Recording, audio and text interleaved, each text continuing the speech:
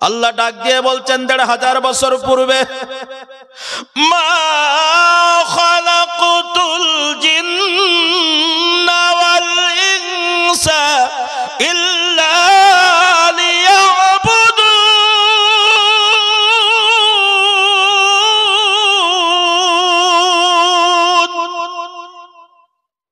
মানুষ এবং জিন জাতিকে শুধুমাত্র কেবলমাত্র একমাত্র আমি আল্লাহ তাআলা আমার গোলামি করার জন্য, ইবাদত করার জন্য সৃষ্টি করেছি।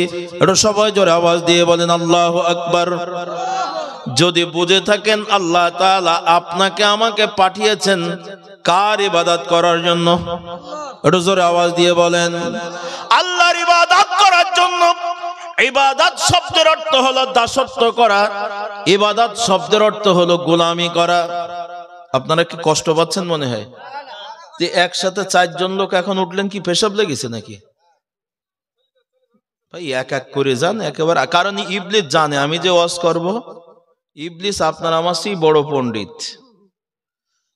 মসজিদের উন্নয়ন কল্পে মাহফিল, তো আমি যে আয়াত পড়েছি আমি ওখানে যাব ইনশাআল্লাহ। তো ইবলিস আপনার আমার চেয়ে খুব বড় পণ্ডিত, ও নবীদের পর্যন্ত ছাড় দেয়নি। আর আপনার আমার মতন সলিমদ্দি কলিমদ্দিরে বুঝাবে তো অন্টুর ব্যাপার। ইবলিসের এই আয়াত মুখস্থ।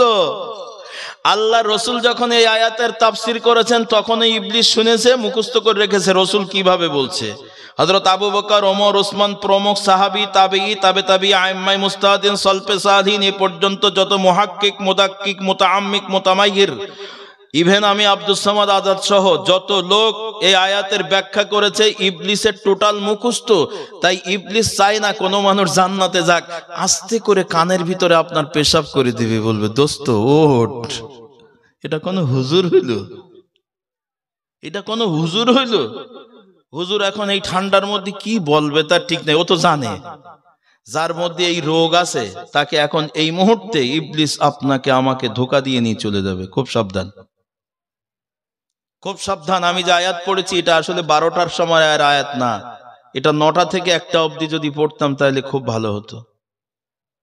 সম্মানিত হাজিরিন, যাই হোক, যে কোনো ভাবে রাত্রি গভীর হয়ে গেলেও আবারও বলছি ভাই, আজকের রাতের শীতের কাপড় আমাদের গায়ে, আগামীকাল কবরের ঠান্ডা জায়গায় কেমন করে থাকবো বলেন? এখন বাড়ি যেয়ে একটা বালিশ পাবেন, আরামের বিছানা পাবেন, আগামীকালকে কবরে আপনার বালিশ কে দিবে? একটা দামি কম্বল আপনাকে কে দিবে? আল্লাহ ছাড়া কেউ দেবে না। কম্বল কিছুই পাবেন না। আমল দিয়েই আপনার শরীর তাজা রাখতে হবে, আমল দিয়ে আপনার শরীর তাজা রাখতে হবে। বোঝার জন্য সহজ করছি, মোবাইল ফোন কাছে, এটাকে তাজা রাখার জন্য এর ভিতরে একটা ব্যাটারি আছে। এই ব্যাটারির ভিতরে যদি চার্জ থাকে তাহলে মোবাইলটা তাজা। কথা আওয়াজ দিয়ে বলেন ঠিক না বেঠিক? দেখতে যতই সুন্দর হোক, যদি চার্জ না থাকে এটা মূল্যহীন কোনো কাজ নাই, ঠান্ডা। আপনার আমার জীবনে যদি আমল নামের চার্জ তৈরি করতে পারেন, কবরে এই চার্জেই আপনার সব ঠান্ডা গরম হয়ে যাবে। সুবহানাল্লাহ বলেন। এই জন্য আমি একটা আয়াত পড়েছি, অত্যন্ত গুরুত্বপূর্ণ। আমি আয়াতের ব্যাখ্যামূলক আলোচনা বোঝার জন্য আগে আপনাদের ব্রেনটাকে রিফ্রেশ করে নেই, আমার কথা বোঝার মতন ক্যাচিং পাওয়ার আপনার আছে কিনা। কারণ আমরা যখন পড়াই, আমি অ্যাজ এ টিচার, তখন খেয়াল করি ক্লাস 5-এ যখন পড়াই তখন এক ব্রেন দিয়ে পড়াই, যখন ক্লাস 10-এ পড়াই তখন আর এক তবকায় পড়াই, যখন আরেকটু উপরের ক্লাসে পড়াই তখন আর এক অবস্থান নিয়ে পড়াই। সব ক্লাসের ছাত্রর একভাবে পড়াইলে বোঝে না। আজকের মজলিসে শিক্ষিত, মূর্খ, আবাল, বৃদ্ধ, বনিতা অনেক আলেম ওলামা আছেন, আমি যাদের ছাত্র হওয়ার যোগ্যতা রাখি না, সবার সামনে এই আয়াতের ব্যাখ্যা করতে হবে যুগ উপযোগী। এত বড় দুঃসাহস নিয়ে বসেছি, আলহামদুলিল্লাহ।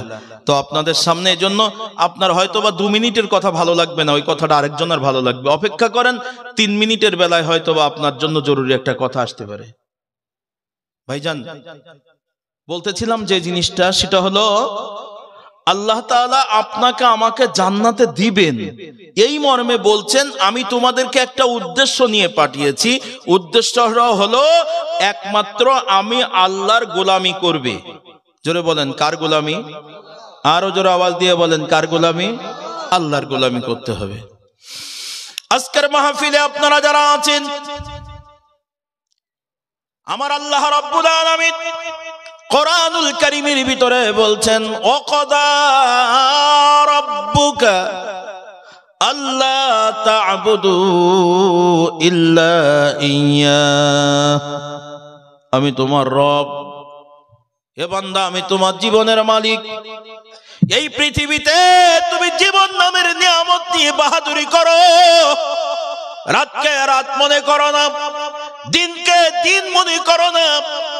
আমি যেই জান্নাতের মালিক, আমি সেই আল্লাহ তোমার এই জীবনের মালিক। আমি আল্লাহর পক্ষ থেকে তোমার নির্দেশ, আমার জান্নাত যদি পেতে চাও, আমি আল্লাহর দিদার যদি পেতে চাও, তাহলে শর্ত হলো আল্লাহ তা'বুদু ইল্লা ইয়্যা, একমাত্র আমি আল্লাহর গোলামি করবে, অন্য কারোর নয়। জোরে বলেন কথাটা কার? আরো জোরে আওয়াজ দিয়ে বলেন কথা কার? আমার আল্লাহ আমাদের অন্তরের কথা জানে। শুরুতেই বলেছিলাম আল্লাহ অন্তরের খবর জানে। তাই আল্লাহ বলছেন আল্লাহ তা'বুদু, একমাত্র আমি আল্লাহর ইবাদত করবা। ও বান্দা, তোমার অন্তর তো অন্যের খুশি করার জন্য ইবাদত করে। তাই আমি আল্লাহ আবার তোমাকে বলে দিচ্ছি, তোমার জন্য কানাত লাহুম জান্নাতুল ফিরদাউস নুজুলা, আমি জান্নাতুল ফিরদাউস সর্বোৎকৃষ্ট জান্নাত তোমাদের জন্য প্রস্তুত করে রেখেছি। বান্দারে, ইল্লা ইয়া, খবরদার অন্য কারোর খুশির জন্য ইবাদত করবা না। যদি ব্যাখ্যা করি লম্বা হবে। আমাদের 24টা ঘন্টার বাই রোটেশন হিসাব করেন, আমাদের জীবনে যে ইবাদত গুলো করি, ভালো কাজ যেগুলো করি, নেকের কাজ যেগুলো করি, একটু জোরে বলুন তো কার খুশির জন্য? আজকের মাহফিলে এসেছেন, এটা একটা ভালো কাজ, কার খুশির জন্য বললেন? আল্লাহকে। তাহলে নামাজ পড়বেন কার খুশির জন্য? রোজা রাখবেন কার খুশির জন্য? হজ করবেন আল্লাহর খুশির জন্য, যাকাত দিবেন আল্লাহর খুশির জন্য, দান সদকা করবেন আল্লাহর খুশির জন্য। কিন্তু না, আমাদের বাহ্যিক হালাতটা একরকম, বাহ্যিক অবস্থানটা একরকম, আর আমাদের অন্তরের অবস্থাটা আর একরকম। আল্লাহ অন্তরের দিকে তাকিয়ে বলছেন, বান্দারে আয় আয়, আল্লাহ তা'বুদু, একমাত্র আমি আল্লাহর ইবাদত করবা, ইল্লা ইয়্যাহু, খবরদার অন্য কারোর ইবাদত করবা না। এটাকে বোঝার জন্য সহজ করে নিয়ে চলে যাই। আজকের মজলিসে আপনারা যারা আছেন, ১৫০০ বছর পূর্বে আল্লাহর নবী সাল্লাল্লাহু আলাইহি সাল্লাম বলেছেন, আমার উম্মতেরা রে সাবধান, কিয়ামতের ময়দানে এই দুনিয়ার এক শ্রেণীর শহীদদেরকে আল্লাহ তাআলা এই শহীদের কাজটা তার মুখে ছুঁড়ে মেরে দিবেন। এই পৃথিবীর এক শ্রেণীর মানুষের নামাজগুলো আল্লাহ তাআলা বান্দার মুখে ছুঁড়ে মেরে দিবেন। মসজিদের ভিতরে নামাজ পড়েছেন, এই নামাজ আল্লাহর কাছে কবুল হবে না, আল্লাহ তাআলা মুখে ছুঁড়ে মেরে দিবেন। এক শ্রেণীর মানুষের রোজাগুলো আমার আল্লাহ কবুল করবেন না, রোজাগুলো বান্দার মুখে ছুঁড়ে ছুঁড়ে মেরে দিবেন। আপনারা অনেকেই দান সদকা করেছেন, এরকম জীবনে বহু মানুষ দান করেছে। এক শ্রেণীর মানুষের দানগুলো আমার আল্লাহ তাআলার কাছে কবুল হবে না, ওগুলো আমার আল্লাহ মুখে ছুঁড়ে ছুঁড়ে মেরে দিবেন। সম্মানিত হাজিরিন, এক শ্রেণীর হাজী সাহেবদের হজগুলো আমার আল্লাহ কবুল করবেন না, বান্দার মুখে ছুঁড়ে ছুঁড়ে মেরে দিবেন। সাহাবায়ে কেরাম জিজ্ঞাসা করেন, ইয়া রাসূলুল্লাহ, কারণ কি?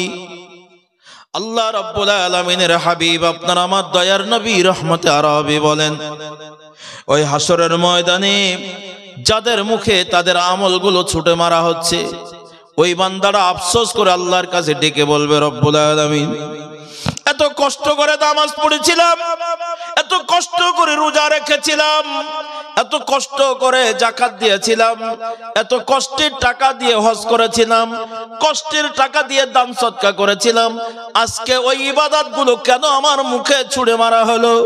আল্লাহ ডাক দিয়ে বলবে, বান্দারে তুমি যে ওই ভালো কাজগুলো করেছিলে, ইবাদতগুলো করেছিলে, ওটা আমি আল্লাহর খুশির জন্য করো নাই। দান করেছিলে লোক দেখানোর জন্য, নামাজ পড়েছিলে লোক দেখানোর জন্য, হজ করেছিলে লোক দেখানোর জন্য, যাকাত দিয়েছিলে মানুষ তোমাকে দানবীর বলবে, যাকাত দেনওয়ালা মনে করবে, হজ করেছিলে তোমাকে হাজী সাহেব না বললে মনে কষ্ট লাগতো, হাজী সাহেব বললে তোমার মনে খুশি হইতো। তাই তোমার দুনিয়ার সন্তুষ্ট অর্জনের জন্য দুনিয়ার মানুষ তোমাকে হাজী সাহেব বলেছে, দুনিয়ার মানুষ তোমাকে নামাজি বলেছে, দুনিয়ার মানুষ তোমাকে দানবীর বলেছে। আমি আল্লাহর কাছে তোমার এই ইবাদতগুলো কবুল হয় না।